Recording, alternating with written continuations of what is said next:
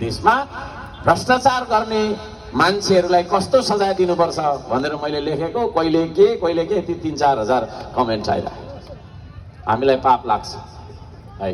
त्यसो गरी आफ्नो परिवारलाई छोडेर विदेश जानुपर्ने, फेरि विदेशमा पनि अब बम खस्ने हो कि के त्राईमा रातभरि नसुती बस्नु है। त्यो स्थिति हाम्रो कसरी भइराखेको छ, वी हेभ टु एनालाइज, विश्लेषण गर्नुपर्छ। अब सबै मान्छे विश्लेषक बन्नुपर्छ यो देश है। फल्नाले के भन्दैछ त्यसलाई सुन्नुपर्छ, फल्नाले के भन्दैछ भन्दा पनि होइन, हेर्ने बुझ्ने सबै कुरा अब हामी सचेत भइसक्यौँ, शिक्षित भइसक्यौँ। त्यसो भएको कारणले गर्दाखेरि आदरणीय दाजुभाइ दिदीबहिनीहरू, म त्यो अनुरोध गर्न चाहन्छु, त्यस्तो खालको नियति नआओस्, म त्यो अनुरोध गर्न चाहन्छु। यहाँहरू सबैजनालाई हार्दिक धन्यवाद दिन चाहन्छु।